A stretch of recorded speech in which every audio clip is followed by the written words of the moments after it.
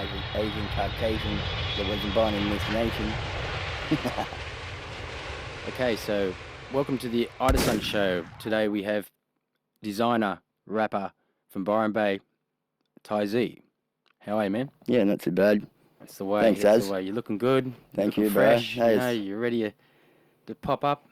I'm popping up. Cool. I popped it up Okay, today. so tell us a bit about yourself. You know, a bit of a history. Yeah, well, I grew up in Byron Bay. I was born in Bangkok. My dad, he moved in Byron Bay, I'd say about, I arrived at 1981. He moved up here in the 70s, 60s. Basically lived up in Kurrabell for 13 years of my life. My father founded and helped create the Music Farm, which was the first Byron Bay music studio. Most people will know a few names as Hoodoo Gurus, Living It and John. They recorded their gold albums there, a few things, and we sort of became the North Coast based studio with the full live band backstage session to actually deliver quality professional recordings to this area and also everyone around Australia. But who wouldn't want Byron Bay come up as like a beautiful spot to either create your album or record music, like a track or album? Yep, most definitely. Yeah, it's got the best of both worlds. It's definitely a music cultural hotspot these days. So, local born and bred. So you developed into a rapper, say around 20, or early teens, or always a musician. Basically, I used to be since I was young, I used to play guitar, tuition lessons at Bay Music, Biomusic, sorry, and I was doing that every week since till I was 13 years old. No, so yeah, about 13, and basically mucking up, being 13, just wanted to fucking see what was out there with the boys. And what a beautiful place to be running amok in. Yeah. Anyway, the girl, basically, the reason why I sort of kicked the guitar, my father was... Girls, huh? No, I used to play, know enough to strum and stuff, but yeah.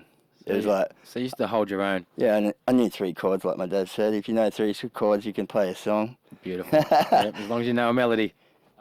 That's pretty cool. So when you were a little toddler, I know I've got a few favourite superheroes. What was your favourite superhero? Well, basically in Australia, if you're talking about Marvel, most probably the Flash, Nice. Spider-Man, because I liked to climb on stuff when I was younger. Oh, so you got 2? Yeah, man, I got more than 2, but I like mix them up. Okay. Because you got those plastic masks from the markets you can get. Yeah. Oh man, okay. You never know who'd pop up around the corner there. Okay, but cool. Yeah. My Asian one when I went to Thailand, when we go back to see family, was Dragon Ball Z and Felix the Cat. Cool. But I couldn't understand. I couldn't understand the stuff on the TV and read the in the comics, but I like me graphics. Yeah, cool. So, what about if you had like a superpower? What would it be? Oh, pretty much. Oh, that's a hard one.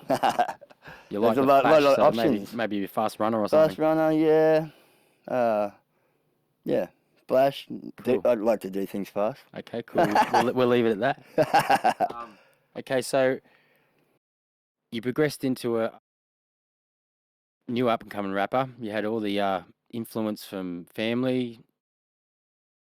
Yeah. And you had a bright future. You started recording some good tracks and ended up coming into the movie sector. Yeah, well, basically, as again, going back to the guitar thing, I dropped it when I was 13, not only because I didn't want to play guitar, it wasn't cool, but my father was convicted for 15 years, so it was sort of a bit of a hurt sort of thing, didn't want to drop it, and my dad's like, when he'd ring up through the jail phone, I was like a bit, listening to back in the day, Metallica and all that bit heavy stuff, and until my mate in Byron, Bubba, Holler out to Bubba. Okay, Bubba. Bubba. Bubba, Reuben Hartnett, the Hartnett family. Yeah, he's flicked me a tape B and C with a few hip hop artists, which is Cloud9, Oh, yeah. Tupac. Drop that. Who else? Wu-Tang Clan. Oh. And then basically from there, I was like, Influenced? influenced Yeah. hardcore, because I was like, he's like, I wanted to get into rhyming and stuff in the music industry, so I started actually writing my own rhymes and singing, like telling him over the phone. Oh, yeah. And Awesome. couple were a bit too. So what are you talking about guns, gangsters? That's like, you ain't American, but you should rap about positive new age stuff, change the world. And it's like, from there I was like, yeah, I guess I'm a 13-year-old or 14-year-old. Obviously, that's fake rapping. The wannabe. So your influence was, say the American underground scenes, and you delved into the realm of thought that you could make it through that kind of market where that was big, and so you decided to do your own stuff, and you realised that maybe you had a bit of talent at that early age. Well, basically I was just pretty much self-therapy. Like, I was rapping about how I felt, and being my dad being convicted and wrongly in the 5-0, and me myself being Mullen Bimby, we do a bit of hustle with the green leaves, and just to survive. Doing the thing. Yep. From there on, I started just writing rhymes to putting stories down, and they're all about feelings and whatever else, and even just poetry, you might call it, or just a release of like how I felt, because being in a rap song, I could rap to my dad without actually feeling like I'm sort of tell him, like, he gets a message of how I'm feeling about all my lifestyle. And so maybe there's some lost archived into the community correctional facilities recording. In the back of all my maths books and all the English books, subject books, I had all my like little, not whole verses, but just little jingles and things that like little ripples of what's going on in my mind. And when I actually left high school, I wanted to collaborate, like, because we'd be rapping over the top of other people's beats and stuff. Yep. And I was like, I want to actually lay some of these things on top of my own beat. Nice, yeah. And do some dubbing. Yeah. So Dad was gone for 15 years. Mum was single parent. We was on the dole, so I was basically ended up having to fight for your own. Yeah, but I ended up buying those singles. With the instrumentals. So we got that one in, and then I was like, get a tape recorder up in there with the mic, and like just joined them up like that, but practice it like nursery rhyme. Where are them tapes now? I know they're in the ether, I'd say.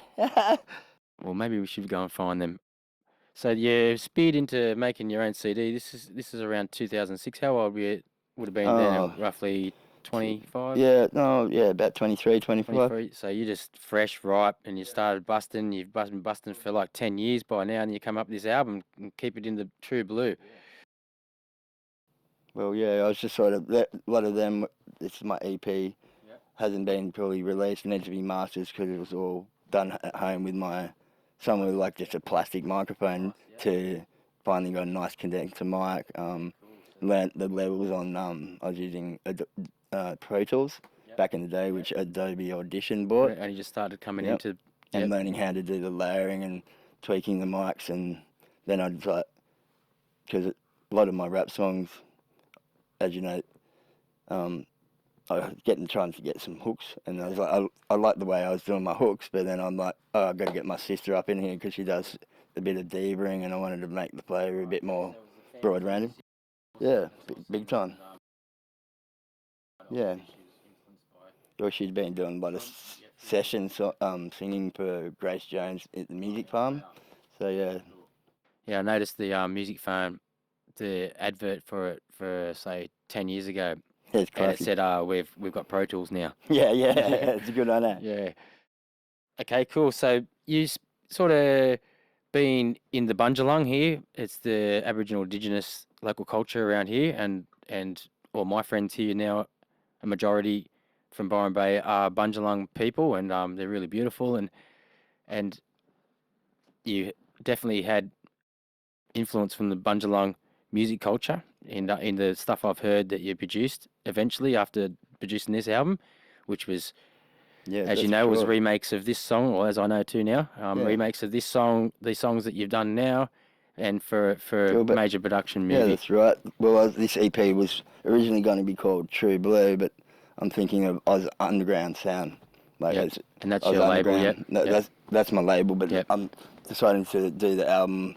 It was like TYZ Keeping True Blue EP, but I was thinking TYZ Oz Underground Cool. as the actual title It of was the. like that I think And that was that's a where brilliant idea because you still remain underground, and having it ventured at that kind of place back around early 2000 is a really big move because the Australian hip hop scene in Australia is massive now, Yeah, that's right. and I feel you deserve respect from especially fellow musicians and people in Australia that could really acknowledge what you've done. Well, I like to use the dig and stuff in it because, like, as everyone knows, the lost generations, like, where we still remember you, we respect and put that baseline bed down there. So, like, to sort of awaken people's third eye and give their culture a bit of strength in this sort of day and age, like the that little thing the government did, their sorry day, is not very, but very bit of a push that everyone's forgotten it since the COVID and all the rest. But we want to say, by my putting these on the track, it's a bit of a deja vu echo for their actual bloodline, and get the boys get up on the track, and there's definitely a message there. Yep, and it also gives you the Aussie underground sound from Australian Aboriginal culture, which is brilliant, and respect and peace to the Bundjalung Nation, as they say. Okay, so I know I'm rushing you along to the sweet, movie bro. because I really like this movie that you're in, and it's really influenced my hip hop. It's even sparked me to make more hip hop, and actually really It's a bit of a twisted story, isn't it? Yeah. But, yeah, it had a bit of a light one where his mum was a professional skater at the Rockefeller Centre, and his father was the clown guy that used to do the show on the at the Rockefeller Stadium, and it was also a sort of last because Priscilla argues she's getting old. Obviously, he wanted to take her around to see where he was actually born and stuff, and just give the old mum a good old treat to see where she went and get a bit more of a history of where he came from. And it was a great movie. Mark Hembro directed it. Sound score Vic Casper. really cool.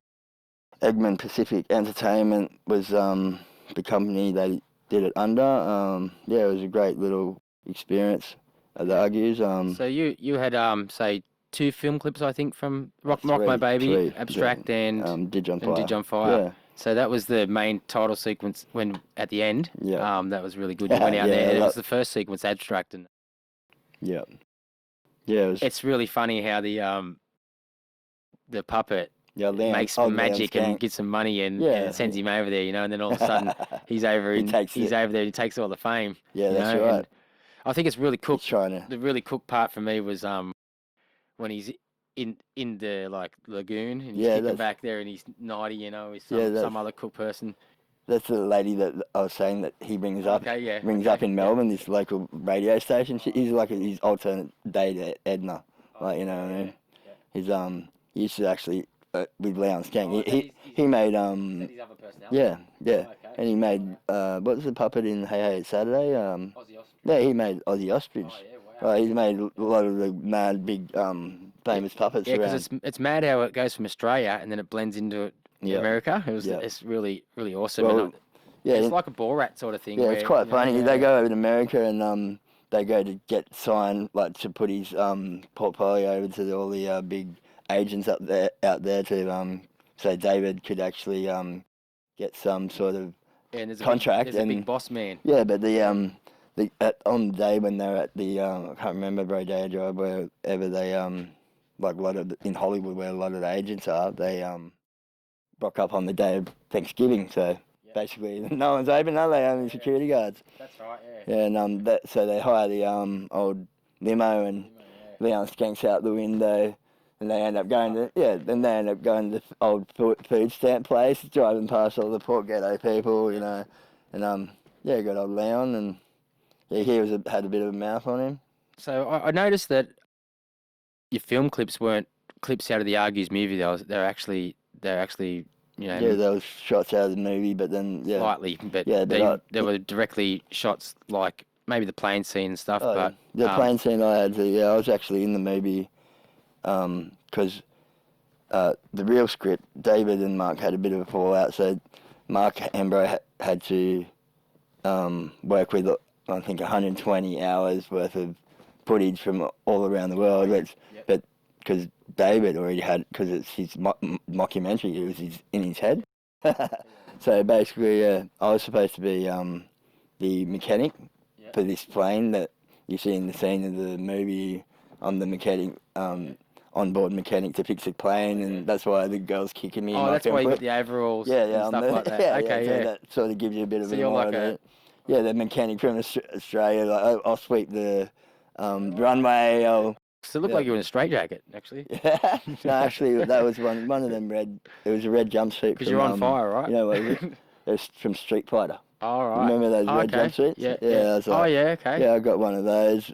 Ended up getting one from directly from Street Fighter copy. Yeah. On the gaming. From the movie Street Fighter movie. The Street Fighter movie. Yeah, right. Cool. I remember playing Double Dragon and stuff. Oh yeah, I wish I was. Yeah. Just one of the foot soldiers. Yeah. But that was my main role. But and also, I just went to Cannes. That's where we got a lot of the footage for Abstract, number 2, and Rock My Baby was I can't tell you where that party was, but okay. There was a bit of an underground party there. Underground, with the Aussie underground. The doofy, you know, you'll see the film clip. It's like you don't find parties like that these days. Okay, cool. And but Dijon Fire is a classic when you're on the rocks, you know. Yeah. You're there, the bar of water. Yeah, living terra firma there. I was the one that actually found the spot. The spot. Yeah, right. Good old and Elephant Rock at Crumman there. So okay, cool.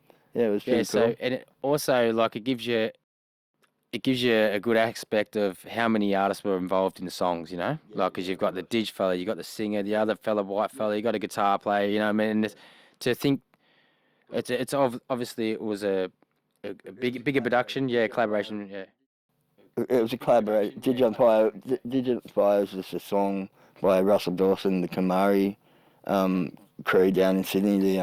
That he's actually does dancing. He's got his Aboriginal dance. No,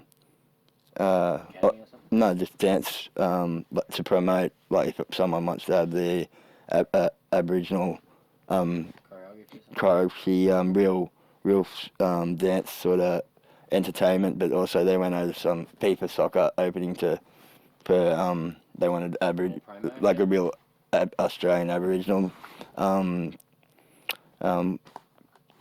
corroboree dance sort of thing, and basically he wrote that, but I already had a track called Living on a Rock.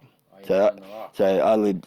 You'll listen on my original EP, and I just decided to prime down my lyrics there. And from that, Mark Hembro, he was always play. That's Mark Hembro, which is the director. Playing the guitar, he looks like Sting. So he's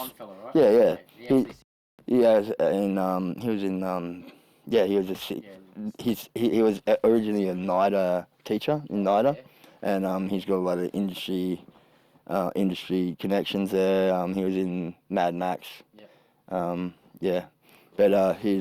he liked to play guitar, so he wanted to get up on there, and you know, he was part of the whole collaborative magic, and he put it down his track. We got Russell there, to respect to the native people in the world, I guess, in Australia, and we had the drum and bass player from Byron, Steve James, you know, in Rocking Horse, sort of got them on session playing. Don't really know who actually session played on Rock Your Body and Abstract. Yeah. But I'll have to talk to Steve-O for that one, and but I'm sure they were local sessions. Who funded it? The movie? Yeah, that's fine. The fund, who funded it, basically Australian Film Commission was, firstly there was a silent investor from Billabong, one of the board members, Colette, and beautiful lady, and she's got a special son who's a bit special, and one of his dreams was to be a director of a movie, have a bit a Hollywood movie, have a funny puppet and be also in the movie. He's got a scene in it, and also have a hip hop rapper, and so she pretty much made this movie, and also David wanted to take his mum really before she passed away to give her a good. Yeah, that's all real story. So basically that came on. She said, "Well, why not? We'll just it was going to be a $500,000 budget. So they blew out to 1.5 mil. But luckily that year, Australian Film Commission were having this thing going. If you can get played in 5 major states, you get 50% back of your what you put out. So basically, that's where I guess Mark and they had the connection to do Gold Coast Film Festival, and then they went down to Sydney, and so they pretty much got the five major cinemas in Australia, and then they got the 50%. But it's not all about money, you know. But yeah, that was my next question. Was who funded you? Me, myself, and I, and yeah, pretty much hard work, determination. I was doing, yeah, as a hobby, man. I did a bit of part-time work, graveyard shifts, but also ran my own web design business and graphic design business. So it saved me dollars, and I was also going to say, did they owe you any money still? No. I hope so. I'm going to get paid for this. No. No, yeah, it was just sort of like, you know, some people you want to invest in something that you believe in, and who else you want to invest in is yourself. Production too, yeah. Exactly. Obviously, you love your passion, and when you see your passion come back at you like that, in a good production like that, it's really satisfying. That's why I really appreciate them, Colette and Mark Hembrow, for giving me that experience. You can't actually buy that skill. Yeah. Well, that's why we appreciate you now as an artist, because we're looking back on your life and resent and bring that spark back. Yeah. Give artists like Leonardo, they said they were mad, like Da Vinci, like the scientists and stuff. Yep. And that's where we come through the abstract. Yeah, and the abstract, and, our mindset's a bit more authentic and left field of a lot of others. But, especially Byron people. Yeah. So I found that a lot of people like us did enjoy the Argues movie. There's a mockumentary up in there. Yeah, mockumentary. Sounds like a coffee. Sounds great. Yeah, so maybe it might be, somewhat sad thing, or maybe it might be, when you reflect back on that era around 2010, when you did make some really good stuff, and it was a professional production, and there was really insight for you to go somewhere, and you really, maybe be put on a false promise. Is that correct? I was basically going to ride the wave.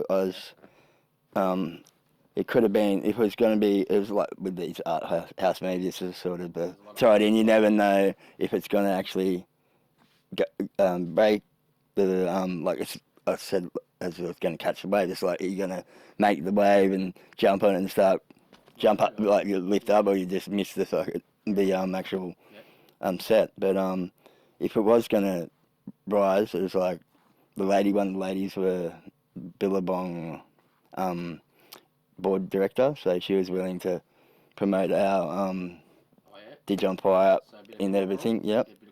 And also Australian Film Commission, we were actually we broke the first film festival, Gold Coast Film Festival. Oh yeah, so you smashed into that. Smashed that, and nice. So there's a lot of credits out there. There's a lot of credits out there for that. Yeah, which is awesome. At the same time, I got to see the development of the editing. I did a bit of co-directing and editing with Mark Hembrow and stuff, and talking to the sound engineer Vic Casper up there and learning what they were using, and I was just pretty much being it was like a practice run for me, and to see actually how the whole industry works up there, and also being over at Cannes Film Festival to see all the booze and how it all is, and yeah. So when I actually ever have to, or even ever when I do get back up in there, I should say, You are. and get back over to Cannes, it's like I know to keep more focus on where I need to be, not being in the sort of the unknown sort of yeah, or territory. you think it's all new, and Yeah. Well, also, ones to target, and also when I am actually doing my film clip, or because I'm interested in making movies too. So I've got a few screen scripts there and ideas, nice. but just knowing how to jive and talk to like you guys when I came and talked to you yesterday, and like told you like how like the mic and stuff, you got some idea and familiarity, it'll come back, you know, and so you must have, so we've made a track, a remake of Abstract number 2, which was quite fun. Yeah. This is just to get a feel for this place. Do you like the facilities here? Yeah, it's a beautiful place, 301 Byron Bay. Yep, it's great, up to date. You can't go past quality these days. It's nothing. It's not like the old home studio. And also, yeah, being in Byron Bay, the duality of what you want, and also the hills of Mullumbimby and the meditation, the rock pools, and Byron as being the where the volcano was. That's why it's so powerful and magical in this area. That's why the music farm was so successful. That's why Rocking Horse Studio was so successful. Who's got the only production studio now, 301. So yeah, and then also what they're doing for the community too, and the people here. They've got the SAE, which is educating up and coming people like us to spread the magic in. It's like setting a little bit of a seed of a blueprint, so when they flourish eventually, everyone flourishes anyway. But so that sort of sounds like you're that impressed that you might be keen to pursue a diploma in design or an audio even. Well, I've got my IT graphic design Cert 4 there at the moment under my belt, because I wanted to work out how to do my own websites and my covers. That's the same reason why I learned how to do the computer. But yeah, definitely interested in a diploma. Okay, cool. So do you think it would benefit you in definitely. in a life aspect, say where you are now and what you want to do in years to come, and would it be beneficial to give you the right spark in the direction that you need to, make it a good balanced life? Yeah, definitely, because I've got the I think the Cert 4 and graphic design, I've got that there, but I'd like to get more delve into sound engineering, so I can actually go and work with these industry leaders that actually do this too, and be able to drive the drive and go show them a few tips and network with the whole industry. Because basically keep pursuing your having the passions. skills under my skill set, and just going head forward, and also sharing it with other people that wanting to look for that knowledge too.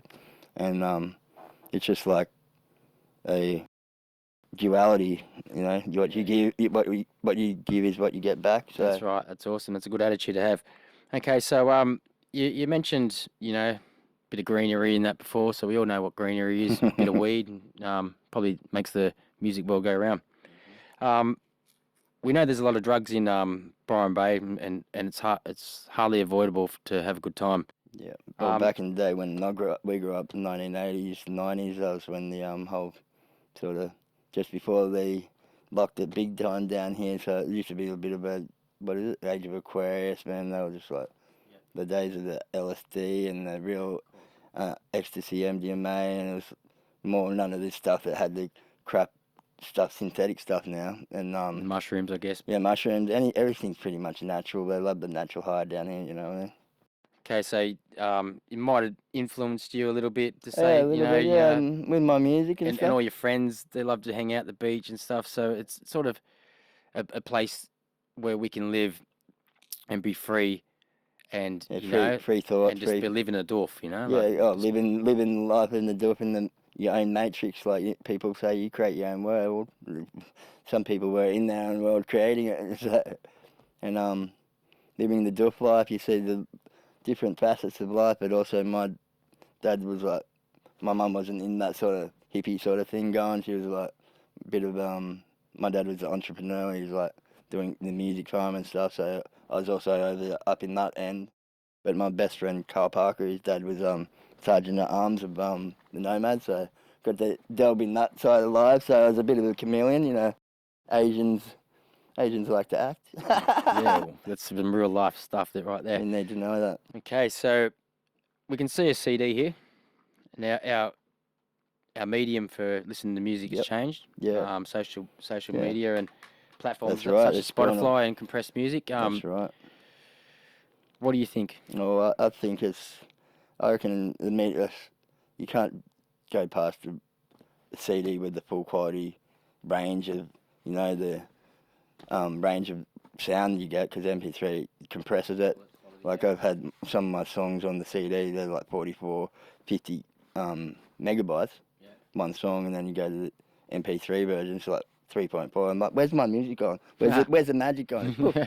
And just the range there is the feeling like when you go to see a live music, like concert, that guy was sick, that music was magic because it's straight, and the real ranges of what they're hearing, and then so vinyl probably be the ultimate for hip hop, yeah. Yeah, analog, man. Like back in the day, I had the analog desk, which is multi-track tape machine. Yeah, that's right.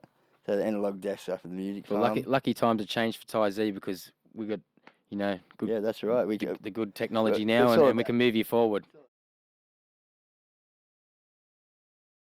Okay, so my last question is there was it's a big year, 2020, year of the COVID-19. So the world in general is a bit in turmoil at the moment, except for Australia. I think we've got it really good here. What would your strategy be on releasing music? We went back to the social media thing just a second ago, and platforms. So streaming platforms seem to be easy to spread your music across an international market. So you're all for that? Yeah, for even sure. Though you like the quality CD? Basically, like I was saying, music's positive. It's not positive talk, balance, and also maybe some subjects that's not positive, but it's also trying to educate people what's out there. And but it's all about feeling good, isn't it? And your mindset these days with COVID. And it's no problem, because these days the digital platform, you don't need to actually be out there, because people are in their rooms. It's more of the vibration of things like, hey, might have to do a COVID little stunt, but it's a bit of a fake stunt to go, yep, we got the cure right in here, right now. Byron Bay, they just found the cure, 100% works from Byron Bay. And Trey my track. Within well, that's pretty hectic. They think that they can give everybody a jab for once a year, and everybody's not going to get it. Yeah, it's just like the flu, eh? Well, we live in strange times. Man, yeah, that's right. In Byron Bay, that's why we're pretty good in Byron, Australia. Like it's a healing thing. Your body, I reckon COVID goes down to the atom, the molecular structure, like the 5G, some people say, and they're changing. So some people have been eating all these GM foods. Their structure's already a bit bad, but being grown up here with organic food, beautiful sun, exactly. You feel sorry for the people in the cities that don't get to see the sea. And well, that's all another thing. That's right. Well, that's all we've got time for today, TYZ. Thanks for coming. Yeah. Well, thanks for coming in, and it's really insight to a bit of spark of magic that I think that can really come good, and we can bring back that. Thank you a lot, Azzy, to no listen worries. to my story. And it's a pleasure, man. It was a pleasure, and I'm glad it all went sweet. No worries. All right, Idasun, TYZ. Thank you, guys.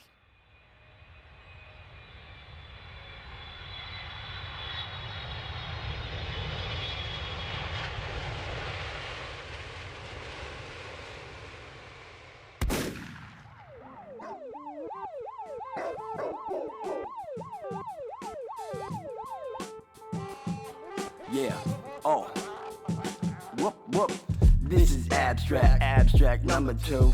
Coming straight for you like a boomerang out of the blue, taking you for a ride. You know you can't get away, cause I know you tried. This is abstract number 2. Coming straight for you like a boomerang coming out of the blue, taking you for a ride. You can't get away, cause I know you tried. It all started 18, getting into the green, you know what I mean? I didn't have a team, I was representing myself. I didn't need a posse or crew, cause I knew I was fitting this game like a shoe. So I'm chillin', yo, yeah, cause I'm just going a long way I go. The way you know, the way you go, just trying to make ends meet, yo. In these moving times it's hard to write original rhymes when I'm in my prime, taking my time to reach the top. So when I reach it I won't drop, keeping the wheel rolling and turning, never burning the bridges I cross, never letting any motherfucker be my boss. If they try to pay the cost, cause they're the frost and I'm the fire. Damn, what's next? I'm melting their desires.